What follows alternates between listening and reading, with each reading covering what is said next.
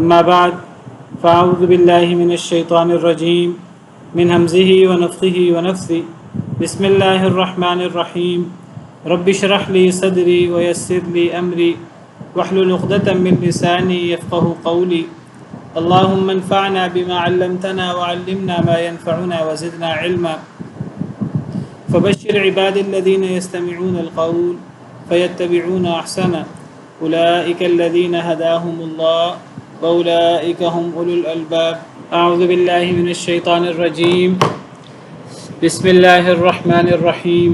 کل شروع کی دو آیتیں پڑھی تھیں تو بس شروع سے ہی دوبارہ شروع کر دیتے ہیں، برکت کے لیے دوبارہ دو آیتیں پڑھ لیتے ہیں، پھر آگے بات کو بڑھاتے ہیں۔ اعوذ باللہ من الشیطان الرجیم بسم اللہ الرحمن الرحیم الف لام را تلک آیات الکتاب وقرآن مبین۔ الف لام را حروف مقطعات میں سے ہے۔ تلک آیات الکتابی، یہ آیتیں ہیں کتاب کی اور قرآن مبین کی۔ تو میں نے کل وضاحت کی تھی تفصیل کے ساتھ کہ کتاب اور قرآن مبین یہ قرآن کریم کے ہی دونوں نام ہیں۔ درمیان میں واو مغایرت کے لیے نہیں ہے، درمیان میں واو تفسیر کے لیے ہے، وضاحت کے لیے ہے۔ جو ہم پڑھ رہے ہیں یہ کتاب کی آیات بھی ہیں اور قرآن مبین کی آیات بھی ہیں۔ کتاب سے مراد بھی قرآن ہے اور قرآن مبین سے مراد وضاحت کرنے والا قرآن، وہ بھی قرآن ہے۔ ربما یود الذین کفروا لو کانوا مسلمین، کبھی ایسا بھی ہوگا کہ پسند کریں گے کافر لوگ کاش کہ وہ مسلمان ہوتے۔ کل میں نے اس کی وضاحت کی تھی کہ ربما اصل میں رب ما ہے، دو لفظ ہیں، ربا اور ما، اور ربا عربی میں اس کو ربا بھی پڑھ دیتے ہیں اور ربا بھی پڑھ دیتے ہیں بغیر شد کے بھی۔ تو یہ زیادتی کے معنی میں بھی آتا ہے، بہت دفعہ ایسا ہوتا ہے، اور یہ کبھی کبھی کمی تقلیل کے معنوں میں آتا ہے، بہت کم ایسا ہوتا ہے۔ یہ دو اس کے متضاد معنی ہوتے ہیں۔ تو بعض مفسرین کی رائے یہ ہے کہ یہاں یہ تقلیل کے معنی میں ہے، کم تقلیل یعنی کم ہی ایسا ہوتا ہے کہ پسند کریں کافر لوگ کہ کاش کہ وہ مسلمان ہوں۔ تو ہمیں اس کا معنی کرنا ہوگا کہ کبھی ایسا بھی ہوگا کہ کافر لوگ تمنا کریں گے، پسند کریں گے کاش کہ وہ مسلمان ہوتے۔ میں نے وضاحت کی تھی کہ زیادہ تر مفسرین کے مطابق اس سے مراد وہ وقت ہے کہ جب گناہ گار مسلمانوں کو، اہل توحید کو جب جہنم سے نکال کر جب وہ اپنے عمل کی سزا بھگت لیں گے تو پھر اللہ تعالیٰ ان کو جنت کی نعمت سے سرفراز کریں گے، ان کو ہمیشگی کی نہر میں ڈال کر، نہر الحیات میں ڈال کر پھر اللہ تعالیٰ انہیں جنت بھیج دیں گے، سب کچھ ان کے جسموں اور ہر چیز کو صحیح سلامت کر کے، صاف کر کے۔ تو جب یہ دیکھیں گے کفار کہ یہ ہمارے ساتھ جہنم میں تھے، یہ لوگ انہوں نے اپنے عمل کی سزا بھگتی ہے، لیکن اب کیا چیز ہے جس کی وجہ سے یہ جنت میں داخلے کے مستحق بنے ہیں اللہ کی رحمت کے بعد، تو انہیں اندازہ ہوگا کہ یہ ان کا ایمان ہے۔ تو وہ اس وقت وہ تمنا کریں گے کاش ایمان یہ ہمارے اندر بھی ہوتا اور یہ ہمارا ایمان ہمیں اللہ کی رحمت سے اللہ کی جنت کا مستحق کر دیتا۔ تو کبھی ایسا بھی ہوگا کہ پسند کریں گے کافر لوگ کاش کہ وہ مسلمان ہوتے۔ بعض مفسرین کی رائے یہ ہے، زیادہ تر مفسرین کی یہی رائے ہے، بعض مفسرین کی رائے یہ ہے کہ اس سے مراد موت کا وقت ہے، موت کے وقت کفار تمنا کرتے ہیں۔ بعض مفسرین کی رائے یہ ہے کہ قبر کا عذاب اور قبر کی ہولناکیاں، اس میں ان کو سزا دی جائے گی، اور جب ان کو بتایا جائے گا کہ تمہاری یہ سزا تمہارے برے اعمال کی وجہ سے ہے، اور اگر تم نیک اعمال کرتے، ایمان لاتے تو تمہیں یہ سزا نہیں ملتی، تمہارے لیے یہ قبر تا حد نگاہ پھیل جاتی، تمہارے لیے قبر جنت کا ٹکڑا بن جاتی، جنت کا باغیچہ بن جاتی، تو وہ تمنا کرے گا کاش کہ ہم مسلمان ہوتے۔ بعض مفسرین کی رائے یہ ہے کہ یہ میدان محشر کی بات ہے۔ میدان محشر میں اہل جنت بھی ہوں گے، اہل جہنم بھی ہوں گے، اللہ والے بھی ہوں گے، اللہ کے نافرمان بھی ہوں گے، وہاں تقریباً کافی ساری چیزیں واضح ہو چکی ہوں گی۔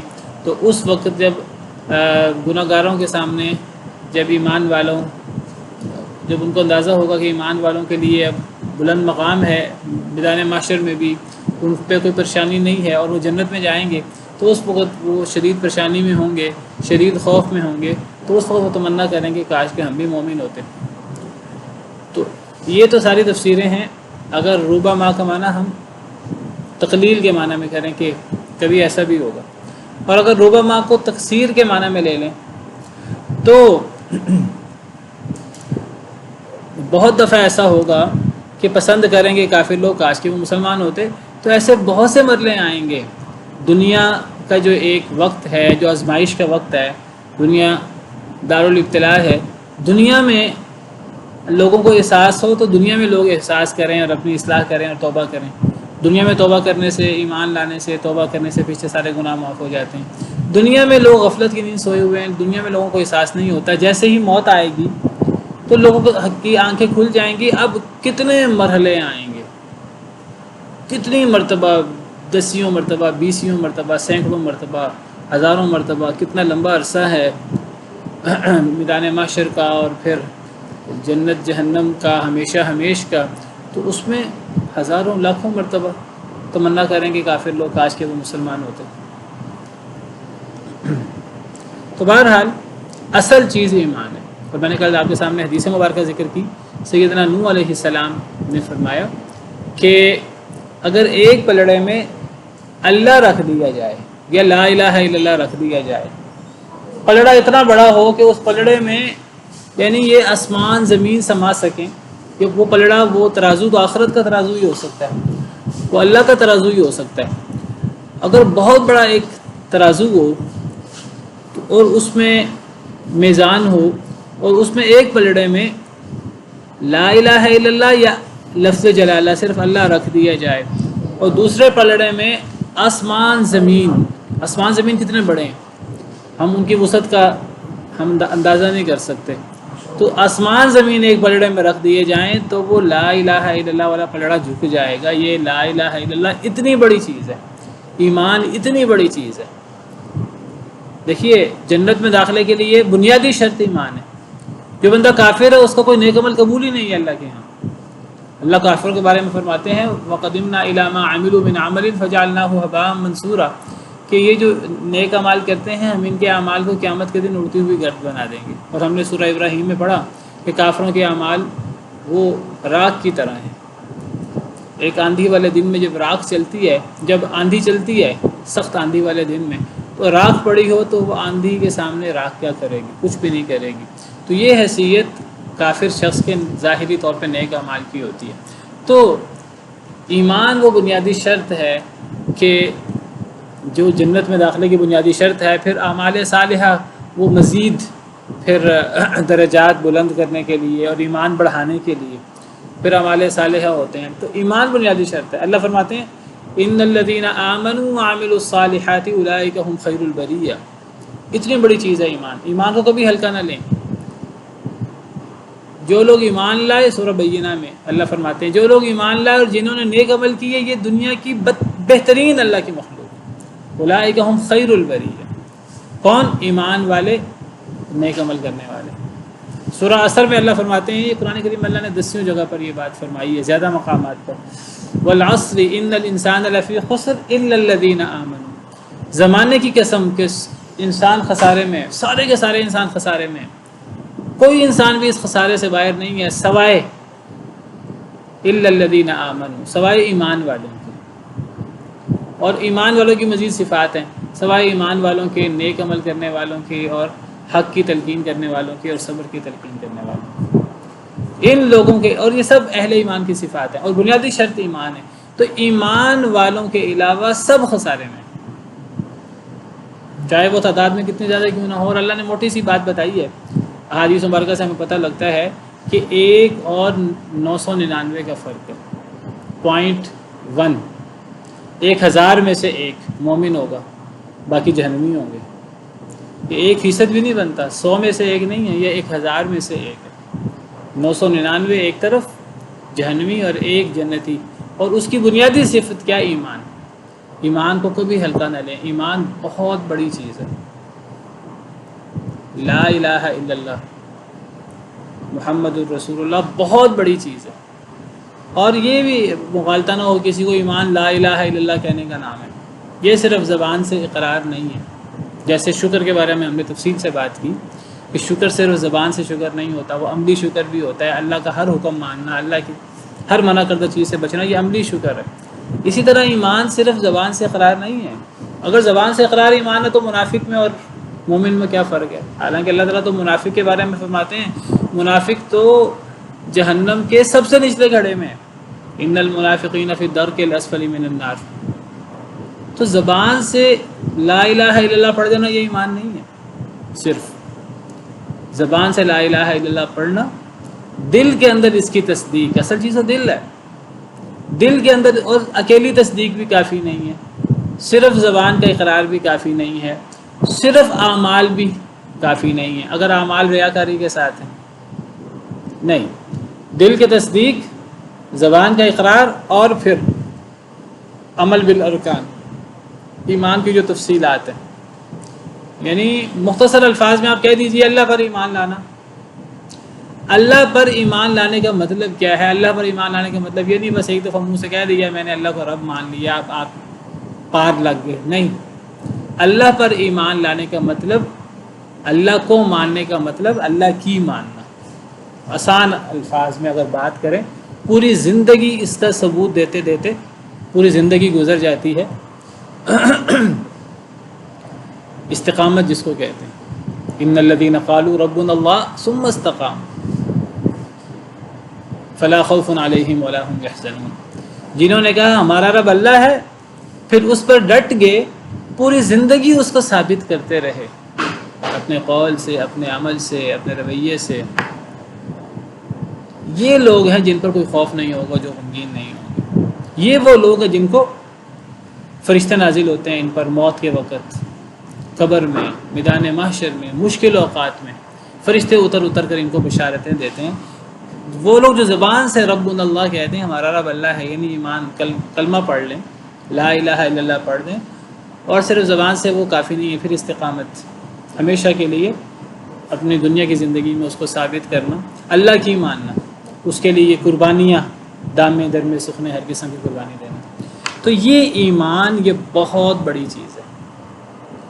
تو ایک وقت ہوگا، یا اکثر اوقات بہت سارے ایسے وقت آئیں گے کہ کافر تمنا کریں گے کاش کہ ہم مسلمان ہوں، کاش کہ ہم مسلمان ہوتے.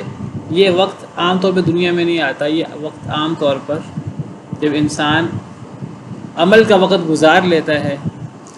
بہت خوش قسمت ہے وہ شخص جس کو دنیا میں اس کے سامنے یہ حقیقت واضح ہو جائے، اللہ دنیا میں اس کا سینہ کھول دے، اللہ دنیا میں اسے ہدایت دے دے. بہت خوش قسمت ہے. باقی اکثر لوگ دنیا غفلت میں گزار کر پھر موت کے وقت، اور موت کے وقت کا تو ایمان، موت کے وقت یاد ہے کہ ہر بندہ کلمہ پڑھ لیتا ہے. ہر بندہ موت کے وقت کلمہ پڑھتا ہے، ہر بندہ موت کے وقت ایمان کی بات کرتا ہے. حتی اذا رأوا بأسنا قالوا آمنا باللہ وحدہ وکفرنا بما كنا به مشرکین. اللہ فرماتے ہیں کہ جب وہ لوگ ہمارا عذاب دیکھتے ہیں تو پھر وہ کہتے ہیں آمنا باللہ وحدہ، ہم تو اللہ وحدہ لا شریک پر ایمان لے آئے. موت کا وقت مراد ہے. وکفرنا بما كنا به مشرکین، ہم جو کفر کرتے تھے، شرک کرتے تھے، ہم اس کا انکار کرتے ہیں. اللہ فرماتے ہیں فلم یک ینفعهم ایمانهم لما رأوا بأسنا، جب انہوں نے ہمارا عذاب دیکھ لیا، جب ہماری موت دیکھ لی، اب ان کو ان کا ایمان فائدہ نہیں دیتا. وہ تو فرعون بھی ایمان لے آیا تھا، جو اپنے آپ کو سب سے بڑا رب کہا کرتا تھا. وہ بھی مرتے وقت ایمان کا کلمہ دوستوں بھی پڑھا تھا، لیکن یہ فائدہ نہیں دیتا.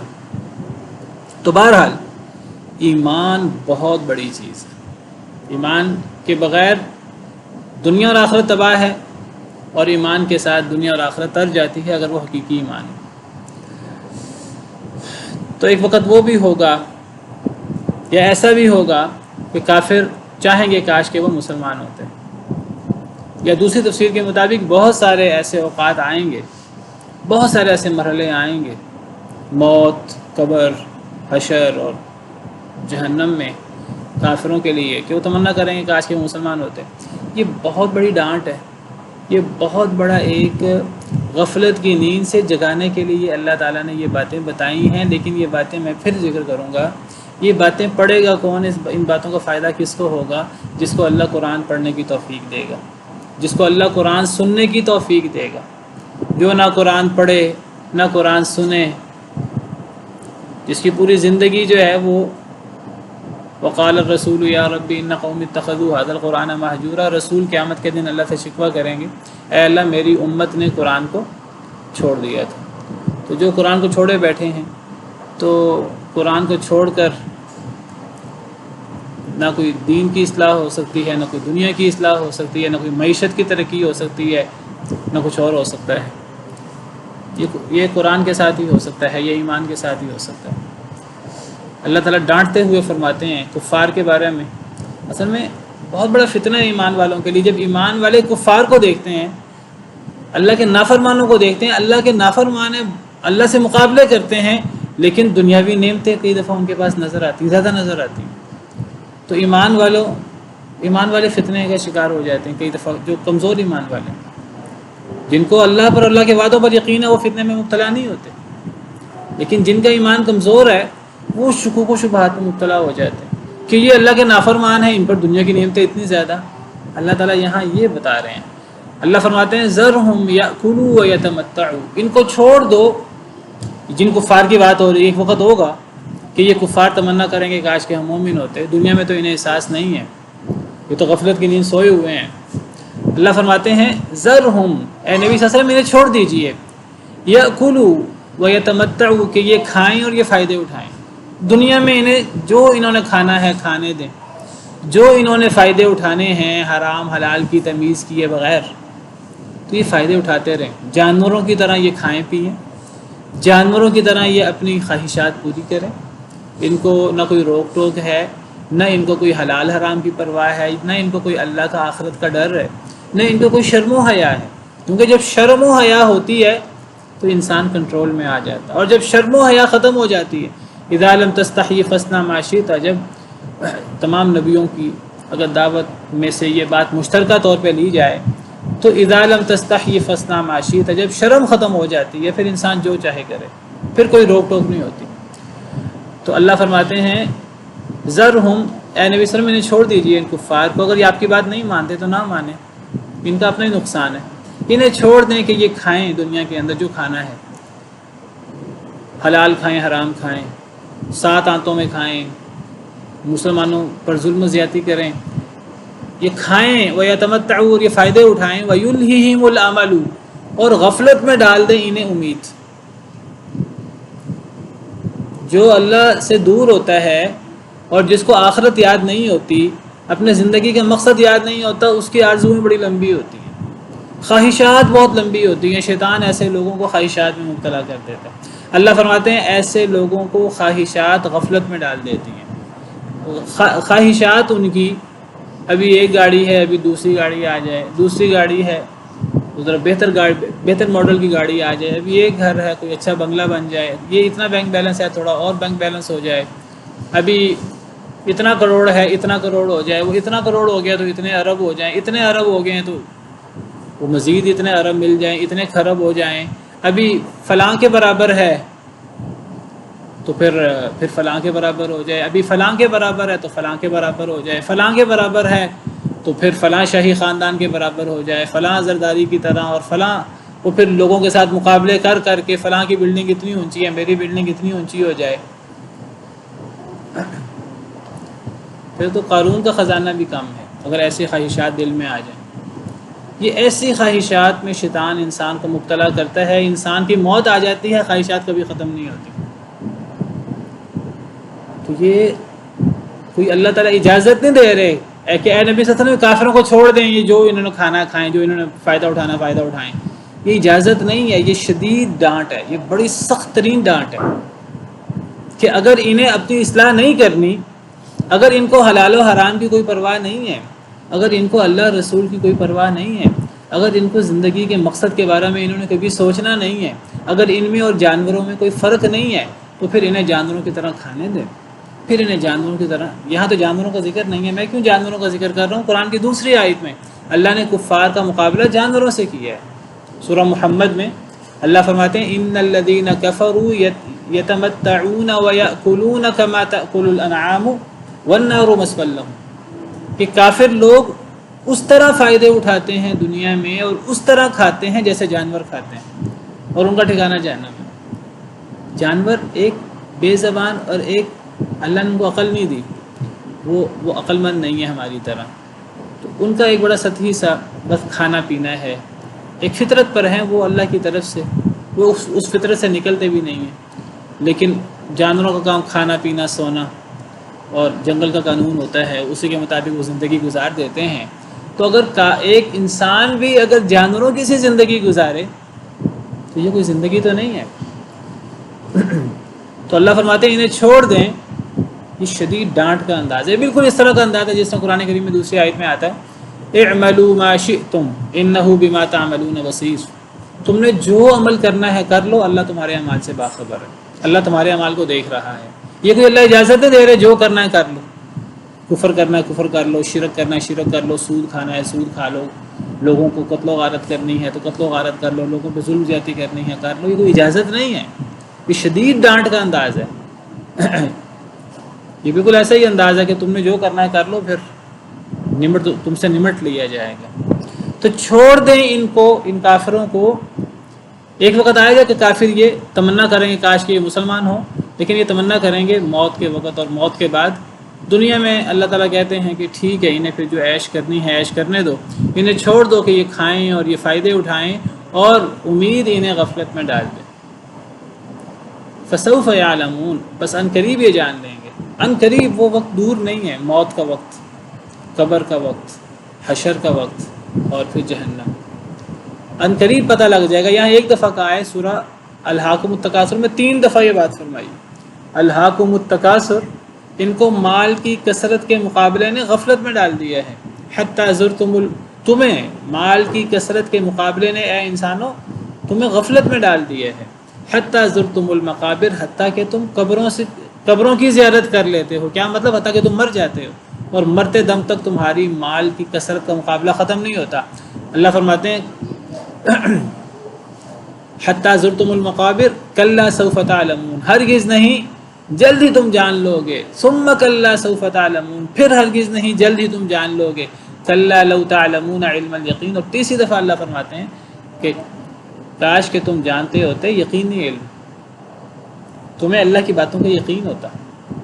لترون الجحیم، جب تم جہنم کو دیکھو گے، ثم لترونها عین الیقین، پھر تم جہنم کو یقینی آنکھ سے دیکھو گے، ثم لتسألن یومئذ عن النعیم، پھر تم سے نعمتوں کے بارے میں سوال ہوگا۔ تو یہ اللہ فرماتے ہیں فسوف یعلمون، تمہیں لگ پتہ جائے گا، ان قریب یہ جان لیں گے۔ بہت ڈانٹ کا انداز ہے اور بہت غفلت کی نیند سے جگانے کا انداز ہے، لیکن وہی بات، یہ اس کے لیے ہے ڈانٹ، یہ اس کے لیے ٹھوکر ہے، یہ اس کے لیے غفلت کی نیند سے جاگنے کی بات ہے جو قرآن پڑھے، جو قرآن پڑھے ہی نہ، جو قرآن پڑھے اور پھر اس میں تدبر کرے، پھر اس کے مطابق اپنے آپ کو ڈھالنے کی کوشش کرے، عمل کرنے کی کوشش کرے۔ وَمَا أَهْلَكْنَا مِنْ قَرْيَةٍ إِلَّا وَلَهَا كِتَابٌ مَعْلُوم، اور نہیں ہم نے ہلاک کیا کسی بستی کو، إِلَّا وَلَهَا كِتَابٌ معلوم، مگر اور اس کے لیے تھا ایک لکھا ہوا معلوم وقت، اس کے لیے ایک لکھا ہوا معلوم تھا، معلوم سے مراد مقرر، طے شدہ، لکھا ہوا۔ اللہ فرماتے ہیں ہم نے کسی بستی کو ہلاک نہیں کیا مگر اس بستی کی ہلاکت پہلے سے اللہ نے لکھ رکھی تھی، اس کی ہلاکت کا جو وقت تھا وہ معلوم تھا، طے شدہ تھا، اور لکھا ہوا تھا، کتاب تھا، وہ لکھا ہوا تھا اور وہ معلوم تھا۔ یعنی اللہ اپنے علم کی بات کر رہے ہیں، اپنے سابق علم کی۔ اللہ نے کسی کو دنیا میں ظاہری نعمتیں دی ہیں، وہ بھی اللہ نے اپنے ساتھ، کسی کا کوئی کمال نہیں ہے، تو یہ نہ سمجھے کہ میں نے اپنے زور بازو سے یہ نعمتیں کمائی ہیں، یہ سارا میرا علم ہے، یہ ساری میری صلاحیتیں ہیں، یہ اللہ کی دین ہے، اللہ کا انعام ہے جو اللہ نے دی ہے۔ اور کسی کو اگر اللہ ہلاک کرتے ہیں، کسی کو اللہ مصیبت دیتے ہیں، ہر چیز لکھ رکھی ہے اللہ نے۔ اللہ فرماتے ہیں ہم نے کسی بستی کو ہلاک نہیں کیا مگر اس کی ہلاکت کا وقت بھی صرف طے نہیں تھا، لکھا ہوا بھی تھا، کتاب معلوم تھا، وہ لکھا ہوا تھا، معلوم۔ ما تسبق من امت اجلها وما يستأخرون، نہیں سبقت لے جاتی کوئی جماعت، کوئی امت اجلہا اپنی مدت سے. کون سی مدت؟ جو اللہ نے لکھ کر طے کر رکھی ہے. کوئی جماعت بھی اس لکھی ہوئی مدت سے سبقت نہیں لے جاتی، ایک لمحہ سبقت نہیں لے جا سکتی. وما یستأخرون، اور وہ لیٹ بھی نہیں کر سکتے. اللہ نے جو وقت لکھ رکھا ہے اس لکھے ہوئے وقت میں نہ ایک لمحہ جلدی ہو سکتی ہے نہ ایک لمحہ تاخیر ہو سکتی ہے. یہ بہت بڑی ڈانٹ ہے، بہت بڑا الٹیمیٹم ہے ان لوگوں کے لیے جو بار بار نبیوں سے کہتے ہیں، بار بار حق کی دعوت دینے والوں سے کہتے ہیں مذاق اڑاتے ہوئے کہ تم جو کہتے ہو کہ اللہ کی بات نہیں مانیں گے تو عذاب آئے گا. عذاب کدھر ہے؟ اللہ فرماتے ہیں لکھا ہوا ہے. اگر نہیں آ رہا تو اللہ نے تمہیں تھوڑی سی مہلت دی ہوئی ہے، وہ مہلت لکھی ہوئی ہے. 10 سال کی مہلت ہے، 20 سال کی مہلت ہے، 50 سال کی مہلت ہے، 100 سال کی مہلت ہے، 150 سال کی مہلت ہے. اس نبی کی زندگی میں تم پر عذاب آنا ہے نہیں آنا، اس حق کی دعوت دینے والے کی زندگی میں تم پر عذاب آنا ہے کہ نہیں آنا، ایک ایک بات لکھی ہوئی ہے. تم اللہ کو کیا چیلنج کرتے ہو؟ اللہ کو کوئی چیلنج نہ کرے. ہر چیز لکھی ہوئی ہے، اور جو لکھا ہوا ہے اسے ایک نہ ایک لمحہ پہلے ہونا نہ ایک لمحہ لیٹ ہونا ہے. جب وہ وقت آ جائے گا پھر لوگ دہائیاں دیں گے کہ کاش کے چند لمحے دے دیے جائیں، ہم اللہ کی باتیں مان لیں، رسول پر ایمان لے آئیں، صدقہ کر لیں، یہ کر لیں وہ کر لیں. ایک لمحہ بھی نہیں دیا جائے گا. وقالوا یا ایھا الذی نزل علیہ الذکر انک لمجنون. دیکھیے جو قرآن کریم کی آیات ہیں، ان آیات کو یعنی غور کر کے تدبر کر کے اور اپنے آپ پر اپلائی کرنا چاہیے. اور میں کئی دفعہ کہتا ہوں ان آیات کو صرف کفار کے تناظر میں نہیں پڑھنا چاہیے کہ یہ آیات کفار کے لیے ہیں، یہ آیات ہم مسلمانوں کے لیے بھی ہیں. دیکھیے کفار سے اللہ کی کیا ناراضگی، اللہ کی بات نہیں مانتے، اللہ پر ایمان نہیں لاتے، نبی پر ایمان نہیں لاتے. بہت بڑا جرم ہے. یہ کتنا بڑا جرم ہوگا کہ کچھ لوگ، کچھ جماعتیں وہ اللہ پر ایمان لانے کا وعدہ کریں، اللہ پر ایمان لانے کی بات کریں، اللہ رسول کا کلمہ پڑھیں، قرآن کو ماننے کا دعویٰ کریں، اور عمل ان کا پھر کفار کی طرح ہی ہو. عمل وہ نہ کریں. جس طرح وہ سود کھاتے ہیں یہ بھی سود کھا رہے ہیں، حالانکہ اللہ رسول سے جنگ ہے. جس طرح وہ کفر و شرک کرتے ہیں تو مسلمان ایمان کا نام لے کر کفر و شرک شروع کر دیں تو وہ نافرمانیاں کرتے ہیں اللہ کی، اللہ سے ڈرتے نہیں ہیں. مسلمان اگر اللہ رسول کا کلمہ پڑھنے کے بعد، آخرت پر ایمان لانے کا دعویٰ کرنے کے باوجود، جنت جہنم پر ایمان لانے کے باوجود اگر وہ حلال حرام کی پرواہ نہ کرے، اگر وہ اللہ کی نافرمانیاں کرنا شروع کرے، تو اللہ کی نہ کسی سے رشتہ داری ہے کسی ایمان والے سے، اور نہ کسی کافر سے اللہ کی کوئی دشمنی ہے. اصلاً جو اللہ کا فرما بردار ہے، اللہ کا پیارا ہے، جو اللہ کا نافرمان ہے، جتنا نافرمان ہے وہ اتنا اللہ کا مبغوض ہے والعیاذ باللہ.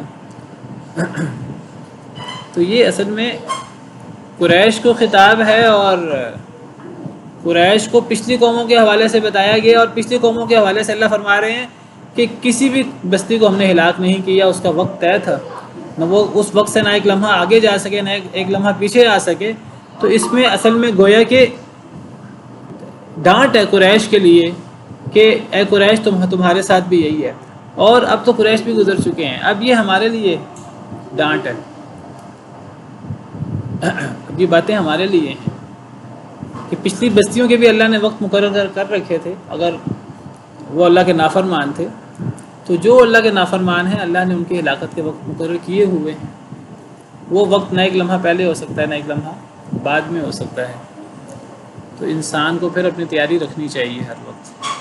وقالوا یا ایھا الذی نزل علیہ الذکر، اور انہوں نے کہا، کفار نے کہا، قریش نے، یا ایھا الذی نزل علیہ الذکر، یا ایھا اے وہ شخص، الذی وہ جو، نزل علیہ الذکر نازل کیا گیا جس پر ذکر. ذکر سے مراد قرآن، سنت، وحی، نصیحت. نبی صلی اللہ علیہ وسلم نصیحت کی بات کرتے تھے، آپ کی ساری وحی نصیحت ہے. قرآن ہو یا قرآن کے علاوہ آپ پر اللہ نے وحی اتاری سنت کی صورت میں.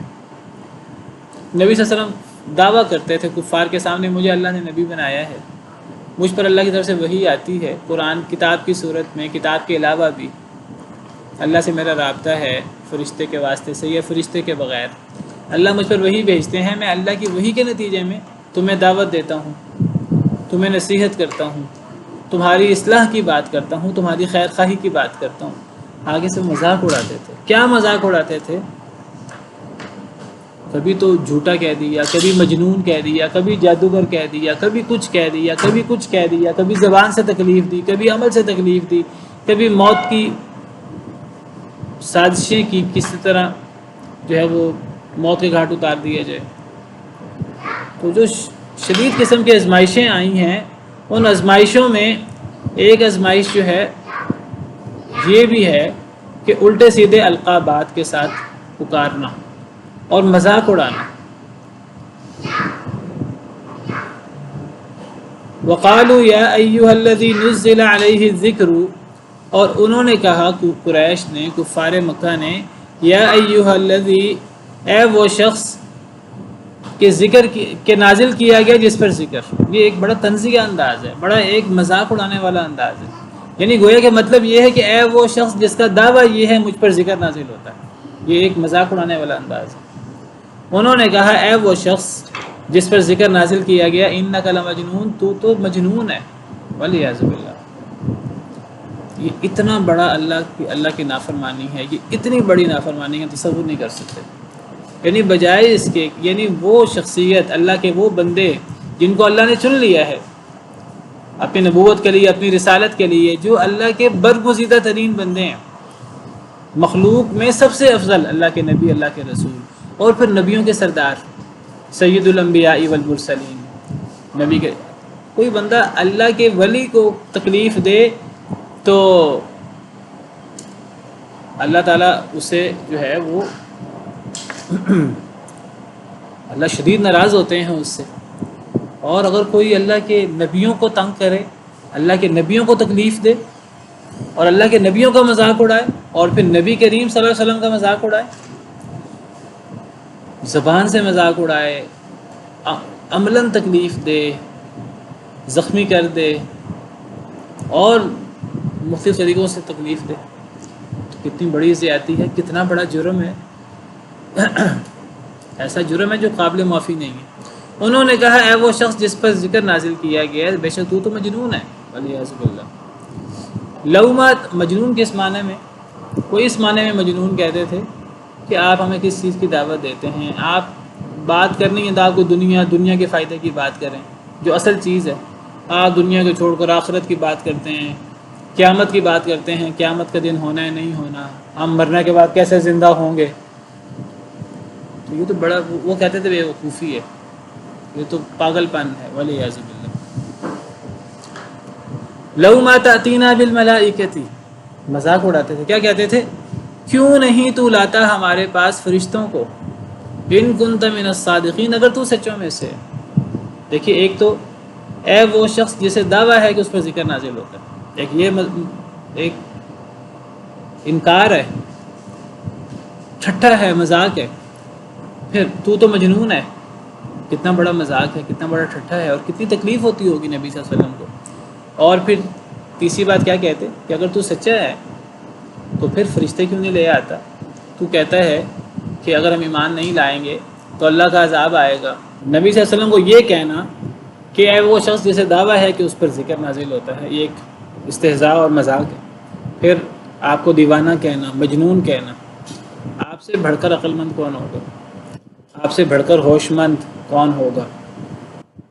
ایک ایمان والا عقل مند ہوتا ہے تو اللہ کا ولی اس سے زیادہ عقل مند ہوتا ہے، صحابی اس سے بڑا عقل مند ہوتا ہے، اور نبی سب سے زیادہ عقل مند ہوتا ہے۔ نبی سے بڑا عقل مند اور ہوش مند کون ہوگا؟ اور جو جتنا عقل مند ہو اس کو اتنا بے وقوفی یا پاگل پن کے ساتھ اس کو پکارنا۔ ایک پاگل کو آپ پاگل کہیں تو اس سے تکلیف نہیں ہوتی، ایک جھوٹے کو آپ جھوٹا کہیں اس سے اتنی تکلیف نہیں ہوگی جتنا ایک سچے کو آپ جھوٹا کہیں تو اس کو تکلیف ہوگی۔ ایک پاگل کو پاگل کہیں، بے وقوف کو بے وقوف کہیں، بے وقوف کو بے وقوف کہنے سے بھی اس کو تکلیف ہوتی ہے، اتنی نہیں ہوتی۔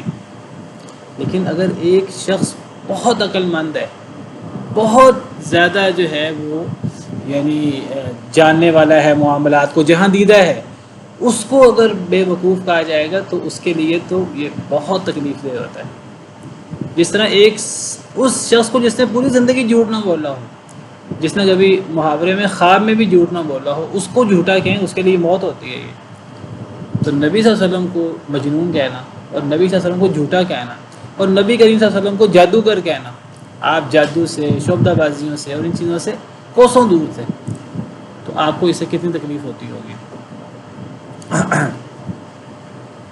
اور پھر کہتے تھے کہ آپ ہمارے پاس فرشتوں کے کیوں نہیں لے آتے اگر آپ سچے ہیں. اگر آپ سچے ہیں تو فرشتے لے ہیں. کیا مطلب؟ وہی عام بات جو اکثر جو کفار کہتے ہیں کہ جی ہم ایک بشر کو رسول نہیں مان سکتے، ہم تو آپ کو ایک صورت میں رسول مانیں گے کہ ہمارے پاس اللہ کا وہ نمائندہ آئے، اللہ کا وہ نبی آئے جو فرشتہ ہو. ہم ایک بشر کو نبی نہیں مان سکتے. یا تھوڑی سی ہم شرط کم کر لیتے ہیں، چلو بشر نبی ہو لیکن بشر کی تائید کرنے والا کوئی فرشتہ ہو، وہ اس کے ساتھ ڈرانے والا ہو، اس کا باڈی گارڈ ہو، یا وہ خود فرشتہ ہو یا اس کے ساتھ فرشتہ ہو. لولا انزل الیہ ملک فیکون معہ نذیرا، اس پر کوئی فرشتہ کیوں نہیں اترا، چلو فرشتہ اس کے ساتھ ہی ڈرانے والا بن جائے. اور اکثر اوقات تو وہ کہتے تھے بشر رسول نہیں ہو سکتا، رسول فرشتہ ہونا چاہیے. اس پر تفصیل سے بات ہو چکی ہے. تو یہ بھی وہی اعتراض ہے. ایک تو مذاق اڑانا نبی صلی اللہ علیہ وسلم کا، آپ کو مجنون کہنا، پھر آپ فرشتے کیوں نہیں ہیں، یا آپ کے ساتھ فرشتے کیوں نہیں ہیں، آپ پر فرشتے کیوں نہیں اترتے جو آپ کی تائید کریں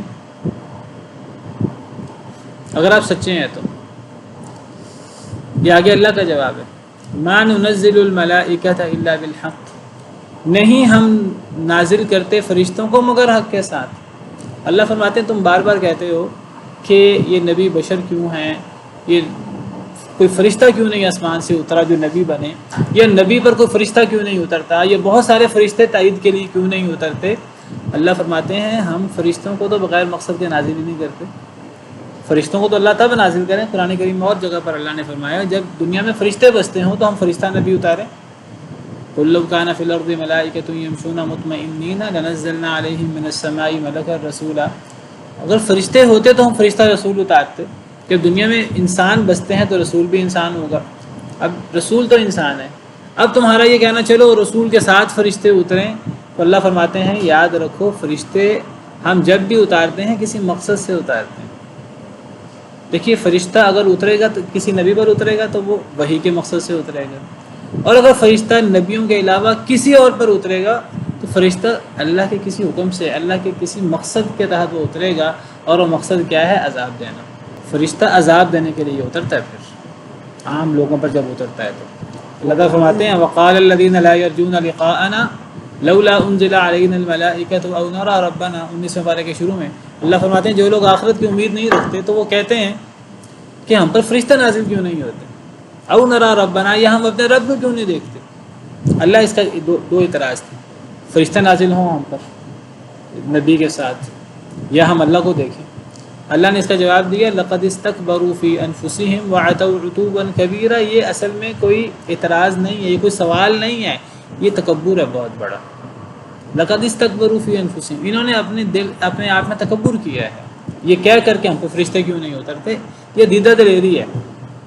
یہ گناہ کر کے اس پر پیشمانی نہیں ہے، اور یہ بڑے بڑے دعوے ہیں اور رسول کا منہ بند کرنے کی کوشش ہے الٹے سیدھے اعتراضات کر کے. یہ تکبر ہے اصل میں، شدید قسم کی سرکشی ہے. وَعَتَوْا عُتُوًّا كَبِيرًا. پھر اللہ فرماتے ہیں یوم یرون الملائکۃ لا بشری یومئذ للمجرمین، جس دن یہ فرشتوں کو دیکھیں گے اس دن مجرموں کے لیے کوئی بشارت کا دن نہیں ہوگا. کیونکہ جب فرشتے آتے ہیں مجرموں پر، نبی پر فرشتے اترتے ہیں وہ تو رسالت کے لیے اترتے ہیں، اگر مجرموں پر فرشتے اترتے ہیں تو اللہ کے عذاب لے کر اترتے ہیں. اگر ان کے کہنے کے مطابق فرشتے ان کے اوپر آ جائیں تو پھر وہ بشارت نہیں ہوگی ان کے لیے. لا بشری یومئذ للمجرمین ویقولون حجرا محجورا. یہ تب پناہ مانگیں گے پھر ہم سے دور ہو جائیں، ہم سے دور ہو جائیں. لیکن فرشتے تو پھر عذاب دینے کے لیے آئیں گے.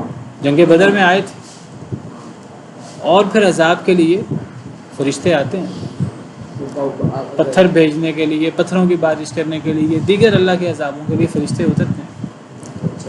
تو اللہ فرماتے ہیں ما ننزل الملائکۃ الا بالحق، نہیں ہم نازل کرتے فرشتوں کو مگر حق کے، کسی مقصد کے ساتھ ہم نازل کرتے ہیں۔ وما كانوا اذا منذرین، اور نہیں ہوں گے یہ اس وقت ڈھیل دیے جانے والے۔ ہم فرشتوں کو اتارتے ہیں لوگوں پر، لیکن ایک حق کے ساتھ، ایک مقصد کے ساتھ اتارتے ہیں، اور جب فرشتے آتے ہیں تب پھر ان کو مہلت نہیں دی جائے گی، یعنی تو وہ عذاب کے لیے اتریں گے۔ یہ نہیں ہوگا کہ ان کے مطالبے کے مطابق فرشتے تو آ جائیں، اب پھر ان سے پوچھا جائے ہاں آپ ایمان لاتے ہو کہ نہیں لاتے، تب یہ نہیں پوچھا جائے گا۔ پھر اگر فرشتے آ جائیں گے پھر وہ ایمان کا سوال ختم ہو جائے گا۔ فرشتے تو عذاب کے لیے اتریں گے، اور جب اللہ کا عذاب آ جاتا ہے، موت آ جاتی ہے، پھر ایمان قابل قبول ہی نہیں ہوتا، پھر ڈھیل نہیں ملتی، پھر مہلت ختم ہو جائے گی۔ تم کتنے بے وقوف ہو، اپنی مہلت خود ختم کر رہے ہو، اپنے لیے اللہ سے خود عذاب مانگ رہے ہو۔ انا نحن نزلنا الذکر وانا له لحافظون، بے شک ہم ہی نے ذکر کو نازل کیا ہے، قرآن کو۔ جس ذکر کا یہ مذاق اڑا رہے ہیں، اے وہ شخص جس پر ذکر، جو کہتا ہے مجھ پر ذکر نازل ہوا، قرآن نازل ہوا، سنت نازل ہوئی، اللہ فرماتے ہیں بے شک ہم نے ذکر کو نازل کیا ہے۔ یہ ذکر کا نزول کوئی مذاق نہیں ہے کہ تم مذاق اڑاؤ نبی کا، یہ حقیقت ہے، سب سے بڑی حقیقت ہے۔ ہم ہی نے ذکر کو نازل کیا ہے، اور بے شک ہم ہی اس کی حفاظت کرنے والے ہیں۔ یہ پچھلی کتابوں کی طرح کا ذکر نہیں ہے۔ پہلی بات ہے یہ ذکر ہے، ذکر سے مراد نصیحت، تو نصیحت میں قرآن بھی آتا ہے، اور قرآن کی تشریح حدیث بھی، وہ بھی نصیحت ہے، وہ بھی آتی ہے۔ اور پچھلی کتابیں، پچھلے نبیوں کی وحی، اللہ نے اس کی حفاظت کی ذمہ داری نہیں لی، اگرچہ وہ بھی اللہ کی طرف سے تھی، اللہ کا کلام تھی وہ پچھلی کتابیں۔ قرآن بھی اللہ کا کلام ہے، تو اللہ نے اس کی حفاظت کی ذمہ داری بھی لی ہے۔ اس کی حفاظت کی ذمہ داری اللہ نے کیوں لی؟ اس سے کوئی پچھلی کتابوں کا نقص نہیں ہے، اس میں کوئی یہ نہیں ہے پچھلی کتابیں اللہ کا کلام نہیں تھیں اور یہ کتاب اللہ کا کلام ہے۔ پچھلی کتابیں بھی اللہ کا کلام تھیں، یہ کتاب بھی اللہ کا کلام ہے، یہ کتاب ہو یا اس کتاب کی تشریح ہو۔ اصل میں پچھلی کتابوں کے بعد نئی کتابیں آنے کا امکان تھا، ابھی رسول مزید آ رہے تھے، اللہ نے رسولوں کا سلسلہ بند نہیں کیا تھا، تو اب نبی کریم صلی اللہ علیہ وسلم خاتم النبیین ہے، یہ کتاب آخری کتاب ہے۔ نبی صلی اللہ علیہ وسلم کے بعد کسی نبی نے نہیں آنا، کسی رسول نے نہیں آنا، قرآن کے بعد کسی کتاب نے نہیں آنا، کسی نئی شریعت نے نہیں آنا۔ سیدنا عیسیٰ بھی آئیں گے تو وہ نبی صلی اللہ علیہ وسلم کی امتی بن کر آئیں گے، نئی شریعت لے کر نہیں آئیں گے۔ تو جب کسی نئے نبی نے نہیں آنا تو گویا کہ اب یہ آخری نبی، اب نبی نے نہیں آنا تو اس نبی کی دعوت قیامت تک محفوظ رہے گی۔ کسی نئی کتاب نے نہیں آنا تو یہ کتاب میں تحریف نہیں ہو سکتی۔ تو یہ قرآن کریم کا بہت بڑا اعزاز ہے۔ یہ نہیں کہ لوگ کوشش نہیں کرتے قرآن میں تحریف کرنے کی، تحریف لفظی بھی ہوتی ہے، تحریف معنوی بھی ہوتی ہے۔ پچھلی کتابوں میں لوگوں نے لفظی تحریفیں بھی کی، معنوی تحریفیں بھی کی۔ قرآن کریم کی تحریف کرنے کی کوشش کی جاتی رہی، لیکن چونکہ اللہ نے اس کی حفاظت کی ذمہ داری لی ہے، اللہ اس کی خود بھی حفاظت کرتے ہیں۔ اللہ نے ایسے رجال کار بھی پیدا کیے ہیں جنہوں نے اس کتاب کو حفظ کیا ہوا ہے، اور جو کوئی اس کتاب میں تحریف کرنے کی کوشش کرتا ہے، لفظی یا معنوی، الفاظ بدلنے کی کوشش کرے، تو حفاظ بتا دیتے ہیں کہ یہاں یہ غلطی ہوئی ہے، فوراً اس غلطی کو دور کر دیا جاتا ہے۔ اور اگر کوئی معنوی تعریف کرے، اللہ نے ایسے علماء کی جماعت تیار کر رکھی ہے جو صحیح معنی بتا دیتے ہیں، تو نہ لفظی تحریف ہو سکتی ہے، نہ معنوی تحریف ہو سکتی ہے۔ کوئی تحریف کرنے کی کوشش بھی کرے تو اللہ کے عذاب کا شکار ہوتا ہے، اور اس کی جو تحریف ہے وہ لفظی ہو یا معنوی ہو، اسے بقا نہیں ہوتی، وہ ختم ہو جاتی ہے۔ جو چیز خیر ہے، حق ہے، وہی چیز باقی رہتی۔ تو یہ ہے قرآن کریم اور قرآن کریم کی حفاظت۔ اور یہ حفاظت صرف قرآن کے ساتھ خاص نہیں ہے، یہاں اللہ نے ذکر کا لفظ استعمال کیا ہے، اور ذکر کا لفظ یہ یعنی نصیحت کے لیے اور دین کے لیے بولا جاتا ہے۔ پورا دین ذکر ہے، جس میں قرآن اور قرآن کی تشریح حدیث مبارکہ بھی شامل ہے۔ وقت ختم ہو گیا ہے، میں صرف آپ کو اشارہ کر دوں، پتہ نہیں چاند نکلنے کا بھی اعلان ہوا ہے کہ نہیں ہوا، تو اگر چاند نکل گیا ہے یا کل چاند نکلتا ہے تو یہ عشرہ ذی الحجہ کا پہلا عشرہ شروع ہو رہا ہے، اور 10 ذی الحجہ کو عید ہوگی۔ تو یہ عشرہ، یہ دن، پہلے 10 دن، یہ پورے سال کے سب سے افضل دن ہے۔ یہ اتنے افضل دن ہیں کہ یہ رمضان کے دنوں سے افضل دن ہے۔ رمضان بہت فضیلت والا مہینہ ہے، یہ رمضان کے دنوں سے افضل ہے۔ نبی صلی اللہ علیہ وسلم کا صحیح حدیث میں ارشاد ہے، آپ نے فرمایا کہ افضل ایام الدنیا ایام العشر، دنیا کے افضل ترین دن جو ہیں وہ یہ ذوالحجہ کے 10 دن ہیں۔ صحابہ کرام بڑا حیران ہوئے، سوال کیا کہ آپ نے فرمایا ان دنوں کا عمل تمام دنوں کے عمل سے افضل ہے، رمضان کے دنوں سے بھی۔ صحابہ کرام نے سوال کیا کہ کیا جہاد سے بھی ان دنوں کا عمل افضل ہے؟ تو نبی صلی اللہ علیہ وسلم نے فرمایا ان دنوں کا عمل رمضان سے بھی افضل ہے، جہاد سے بھی افضل ہے، سوائے اس کے کہ کوئی شخص مال کے ساتھ بھی جہاد کرے، جان کے ساتھ بھی جہاد کرے، مال بھی ختم ہو جائے، جان بھی اس کی کام آ جائے، ورنہ یہ ان دنوں کا عمل تو جہاد سے بھی افضل ہے۔ ان دنوں کے اندر کیا کرنا چاہیے؟ سب سے زیادہ اللہ کا ذکر کرنا چاہیے، سبحان اللہ، الحمدللہ، لا الہ الا اللہ، اللہ اکبر، اللہ اکبر، اللہ اکبر، لا الہ الا اللہ، اللہ اکبر، اللہ اکبر وللہ الحمد۔ ان دنوں کے اندر روزے رکھنے چاہیے۔ نبی کریم صلی اللہ علیہ وسلم 10 کے 10 دنوں کا روزہ رکھتے تھے، 9 دنوں کو، اور پھر صدقہ خیرات دیگر نیک کام کرنے چاہیے، جو انسان نیکی کر سکے کرے۔ یہ رمضان سے بھی افضل دن ہے۔ سبحان ربک رب العزت عما یصفون وسلام علی المرسلین والحمد للہ رب العالمین۔